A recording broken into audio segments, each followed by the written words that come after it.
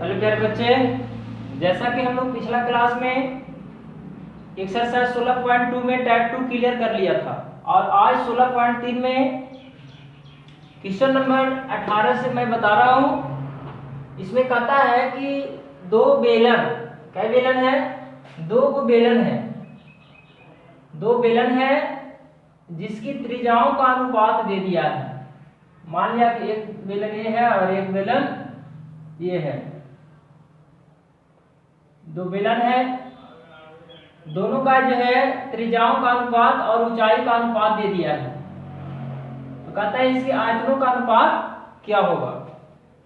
तो चलिए, पहला बेलन का जो त्रिज्या है वो 2 है और दूसरा का 3 है। अनुपात में है तो हम मान लेते हैं x के रूप में।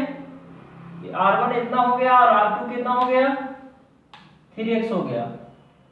पहला बेलन का जो हाइट है वो 5 है, 5:3 है, यानी पहला और दूसरा का h2 हो गया 3, यानी अनुपात में तो x के रूप में व्यक्त कर दे रहे हैं। यानी पहला बेलन की त्रिज्या r1 बराबर 2x और r2 बराबर कितना हो गया? 3x हो गया। दूसरा बेलन का त्रिज्या इतना हो गया 3x और पहला बेलन की ऊंचाई h1 5x और दूसरा बेलन की ऊंचाई कितना है? h2 कितना? 3x हो गया। अब कहता है इसके आयतनों का अनुपात ज्ञात करें। इसको हम डायरेक्ट भी बना सकते हैं। डायरेक्ट आयतनों का अनुपात, किसका अनुपात? दोनों बेलन के आयतनों का अनुपात। यानी पहला बेलन ऊपर, पहला बेलन का आयतन बटे दूसरा बेलन का आयतन। अलग अलग निकाल करके भी हम लोग डिवाइड कर सकते हैं और या तो डायरेक्ट भी हम लोग बना सकते हैं। बेलन का आयतन क्या होता है? पाई आर स्क्वायर एच। पहला बेलन है इसलिए r1 और h1 कर दे रहे हैं, रेडियस हाइट। दूसरा पाई आर स्क्वायर एच। दूसरा बेलन का आयतन क्या होगा? पाई आर स्क्वायर एच, यानी दूसरा के लिए r2 हो गया रेडियस और हाइट कितना हो गया? h2 मान लिया है यहाँ पे, देख लीजिए। आप जो है डायरेक्ट पाई से पाई क्या होगा? कट जाएगा, क्योंकि पाई का मान फिक्स है 22/7, 22/7। अब r1 है, यहाँ r2 है, तो r1 अलग है और r2 क्या है? अलग है। इसका r1 कुछ है और इसका r1 कुछ है। तो इसको हम लोग देखते हैं r1 कितना होता है। पहला का r1 2x का स्क्वायर हो जाएगा, r स्क्वायर है। h1 कितना है? h1 5x है और इसी तरह से r2 कितना है? 3x है, इसका स्क्वायर। h2 कितना है? 3x है। अब जो है इसको हल करेंगे, आंसर आ जाएगा कितना अनुपात में बटेगा। 2 का स्क्वायर कितना? 4, x स्क्वायर गुने 5x, 3 3 9x स्क्वायर गुने 3x, यानी 4 5 20 x क्यूब बटा 9 27 x क्यूब। इसे ही कट गया तो बचा कितना? बच गया 20/27, यानी दोनों बेलन का जो आयतन है वो 20 अनुपात कितना आ गया? तो 27 आ गया। यही हमारा आंसर हो गया। ये पहला बेलन और दूसरा बेलन के आयतनों का अनुपात निकला। क्या किया एक बार फिर से समझिए। दे दिया है कि दो बेलन के त्रिज्याओं का अनुपात 2:3 है और ऊंचाई का अनुपात 5 कितना है? 3 है। तो इसके आयतनों का अनुपात ज्ञात करें। तो डायरेक्ट हम लोग आयतन बराबर लगा दिए फॉर्मूला, पहला बेलन के आयतन बटे दूसरा बेलन का आयतन। पहला बेलन का आयतन पाई आर स्क्वायर एच, दूसरा का भी वही होगा पाई आर स्क्वायर एच। पहला के लिए त्रिज्या r1 माने थे, ऊंचाई h1 माने थे, दूसरा का r2 माने थे त्रिज्या और ऊंचाई h2 माने थे। मान रख दिया तो कितना आ गया? 20/27। तो ये क्वेश्चन को समझने में दिक्कत नहीं होना चाहिए। अब जो है आगे देखते हैं क्वेश्चन क्या कह रहा है। बेलन से जो रिलेटेड क्वेश्चन है, आप लोग इस टाइप का जितना भी क्वेश्चन है खुद से बनाने का प्रयास कीजिए, ज्यादा बेटर रहेगा। और ऐसे हम सब क्वेश्चन का तो सोल्व कर ही दे रहा हूं, प्रैक्टिस बहुत जरूरी है। देखिए दीर्घ उत्तरीय प्रश्न में क्या कहता है, एक बेलनाकार टंकी की धारिता, एक बेलन है, बेलनाकार टंकी,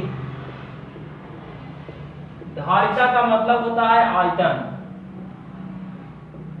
धारिता दे दिया है, कितना दिया है, 6160 घन मीटर, यानी आयतन दिया गया है। और कहता है कि इसके आधार का व्यास 28 है, व्यास कितना दे दिया है, 28 मीटर है। त्रिज्या कितना होगा बेलन का, टंकी कैसा है, बेलन के आकार का है, तो त्रिज्या आधी होती है ना, यानी 14 मीटर हो जाएगा। अब कहता है 2.5 रुपये प्रति वर्ग में 2 रुपया 80 पैसा, 2 रुपया 80 पैसा प्रति वर्ग मीटर की दर से टंकी के आंतरिक वक्र को पेंट करने का व्यय भी ज्ञात करें। कहने का मतलब कहता है कि एक बेलनाकार टंकी है, टंकी कैसा है, एक बेलनाकार टंकी है जिसका धारिता जो है 6160 घन मीटर है और इस टंकी का व्यास 28 मीटर है। तो कहता है कि 2 रुपया 80 पैसे प्रति वर्ग मीटर की दर से टंकी के वक्र का पेंट करने का व्यय ज्ञात करें। अंदर में पेंट करना है। तो सबसे पहले हम जानते हैं कि बेलन का वक्र क्या होता है, तो 2 पाई आर एच होता है। हमको 2 मालूम है, पाई मालूम है, आर मालूम है, लेकिन एच मालूम नहीं, यानी एच मालूम करना पड़ेगा। अब एच कहाँ से मालूम होगा, तो एच यहाँ से मालूम हो जाएगा। धारिता बराबर फार्मूला लगा दीजिए, पाई का मान कितना होता है 22/7, आर कितना है 14 स्क्वायर है, 2 बार गुना कर दिया, यहां से हम लोग एच निकाल लेंगे, 22 दूनी नहीं 7 दूनी 14। अब क्या हो गया 22 दूनी 44 गुने 14 गुने एच बराबर कितना 6160। अब देखिए यहां से एच निकल जाएगा, एच बराबर 6160 बटे 44 गुने कितना 14। अब इसको हम लोग काटना चाहेंगे तो कट भी सकता है, देखिए तो कट रहा है 11 × 44, 11 × 5 = 55, 6 बचा, 11 × 6 = 66, 4 से कट रहा है, 4 × 4 4 × 4 = 16, 14 दहान 4 से, यानी एच का मान जो है 10 मीटर आ गया। बेलन का ऊंचाई कितना हो गया, बेलन का टंकी का ऊंचाई कितना हो गया 10 मीटर हो गया। अब जो है यहां से हम लोग वक्र निकाल लेंगे, इसलिए बेलनाकार टंकी का वक्र पृष्ठीय क्षेत्रफल क्या होता है, तो 2 पाई आर एच होता है। बेलनाकार टंकी के आंतरिक वक्र पूछ रहा है, वक्र पृष्ठीय क्षेत्रफल क्या होता है 2 पाई आर एच। 2 पाई का मान 22/7, आर कितना है 14 है और एच 10 है, 7 दूनी 14 गुना करिए तो 22 दूनी 44, 44 दूनी 88, 88 में 10 गुना करेंगे इतना वर्ग मीटर आ जाएगा। ये हमारा आंसर नहीं हुआ, ये हमारा बेलन का वक्र पृष्ठीय क्षेत्रफल आया है, टंकी का आंतरिक वक्र पृष्ठीय क्षेत्रफल निकल गया। अब यहां से जो है हम लोग एकक नियम से बना देंगे, यहां से कह रहा ना डायरेक्ट, देखिए यहां पे बना रहे हैं प्रश्न से। प्रश्न कहता है कि 1 वर्ग मीटर टंकी के टंकी का पेंट करने का खर्च, पेंट करने का व्यय या खर्च कितना है, तो 2 रुपया 80 पैसा है। समझे बात को, तो टंकी कितना है इसका वक्र 880, यहां से नहीं निकल जाएगा, इतना वर्ग मीटर पेंट करेंगे तो कितना होगा, तो गुना कर दिया जाए 880, पॉइंट काटेंगे तो 2 जीरो बैठ जाएगा, 1 0 से 1 0 और 1 0 से 1 0। अब 28 हो गया, ये कितना हो गया 88 हो गया। अब इसी को हम लोग क्या करेंगे, इसको गुना करेंगे, तो गुना करने के बाद जो आएगा वो रुपया में आंसर आ जाएगा। 88 में कितना से 28 से, देखिए तो 8 8 64, 8 8 64 और 6 कितना होता है 70, 8 दूनी 16, 8 दूनी 16 एक 17, यानी 4 6 7 7 14 और एक 2464 रुपया हो गया हमारा। टोटल कितना हो गया? 2464 रुपया आंसर आ गया। किसका? इस बेलनाकार टंकी के आंतरिक वक्र पृष्ठीय क्षेत्रफल, सॉरी, इस टंकी का पेंट करने का खर्च, इस टंकी के पेंट करने का खर्चा कितना हो गया? 2464 रुपया हो गया। और इसका हाइट कितना हो गया? 10 मीटर हो गया। तो यही हो गया हमारा आंसर हो गया। तो दिक्कत नहीं होना चाहिए।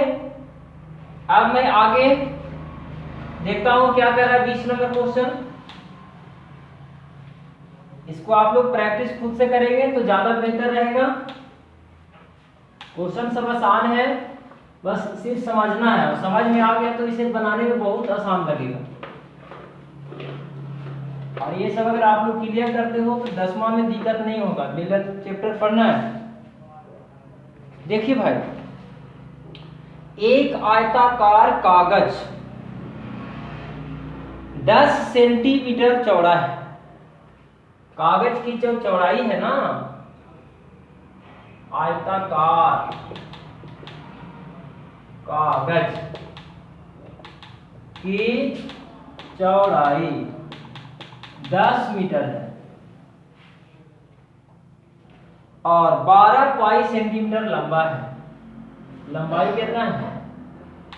लंबाई दे दिया 12 पाई सेंटीमीटर में नहीं है, हाँ सेंटीमीटर में।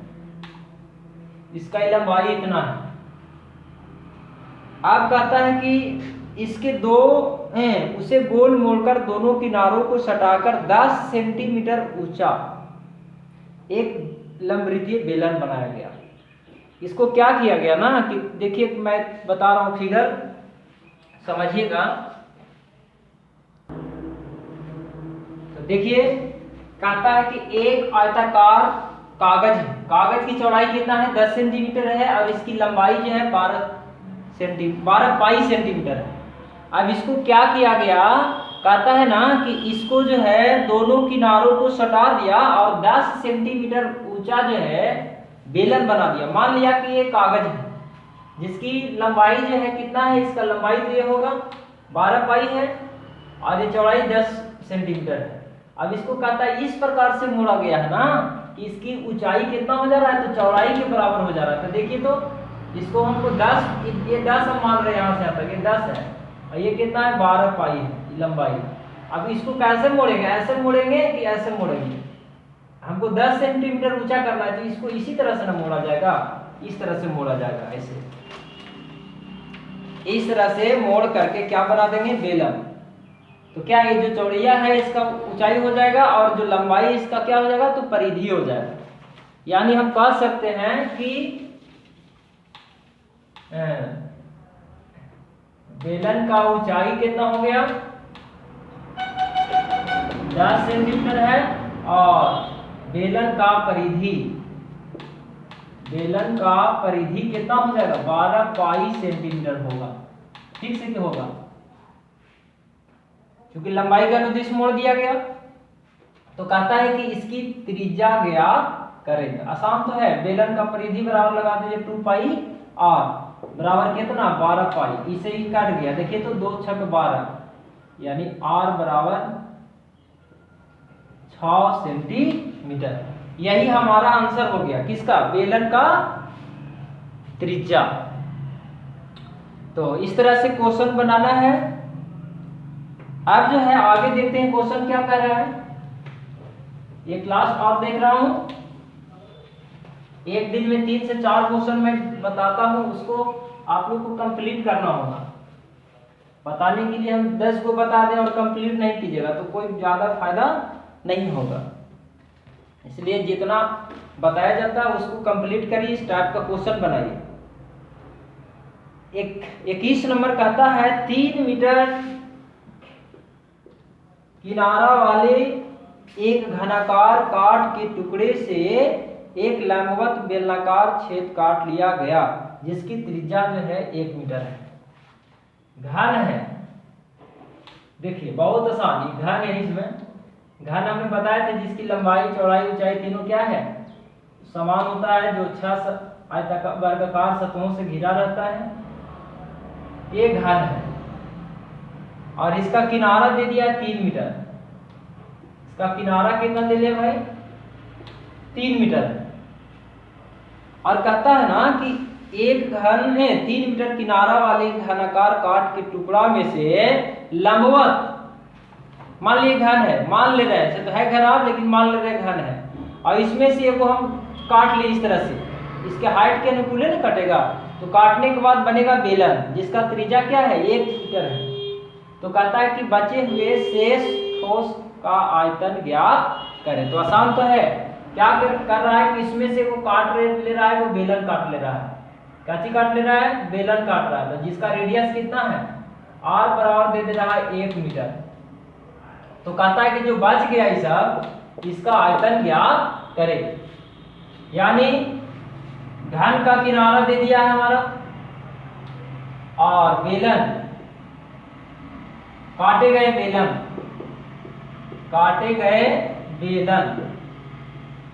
का त्रिज्या दे दिया है 1 मीटर दिया है। त्रिज्या कितना है, 1 मीटर है। तो ऊंचाई इसका भी कितना होगा भाई, 1 मीटर होगा, क्योंकि हाइट जितना रहेगा घन को उतना ही ना ऊंचा कटेगा। इसलिए कहता है कि शेष जो बच रहा है ठोस आकृति, ठोस का आयतन ज्ञात करे। तो आसानी से बना लीजिएगा, घन शेष ठोस का आयतन बराबर घन का आयतन माइनस किसका आयतन, बेलन का आयतन, यहीं से बन जाएगा। घन का आयतन क्या होता है, किनारा का क्यू होता है। देखिए यहां पे बना रहा हूं, घन का जो आयतन है वो होता है किनारा का क्यू, और बेलन का आयतन होता है पाई आर स्क्वायर एच। किनारा कितना था, तो 3 था, 3 का क्यू, पाई का मान 22/7, और 1 था तो 1 का स्क्वायर 1 गुने 1, ऊंचाई इसका कितना हो जाएगा, 3 हो जाएगा। 3 का क्यू 27, 22 या 66/7। इसको हल कर देंगे तो जो आएगा वही हो जाएगा हमारा आंसर। इसका 7 एलसीएम होगा, 7 7 49, 7 2 14 और 4 कितना 18, 66 घटाइए तो 9 में से 6 गया था, कितना बचा 3, 18 में से 6 गया था 12, यानी 7। इतना जो है घन मीटर आंसर आ गया। यही हुआ हमारा शेष ठोस का आयतन। इसको पूर्णांक में भी लिख सकते हैं। तो आज का जो क्लास मैं दे रहा हूं यहीं तक समाप्त करता हूं, और जो भी बचा हुआ है इस चैप्टर का जो भी क्वेश्चन है इसके आगे, उसका क्लास मैं नेक्स्ट क्लास में नेक्स्ट वीडियो बनाकर भेजूंगा। और मैं आशा करता हूं कि आप लोग इस वीडियो को शुरू से अंत तक जरूर देखें और देखिएगा, और देखने के बाद इसे जो है प्रैक्टिस कीजिएगा, और इस वीडियो को जितना ज़्यादा से ज़्यादा अपने दोस्तों के पास, अपने साथियों के पास शेयर करें, ताकि किसी भी बच्चा का जो है क्लास ना छूटे। धन्यवाद।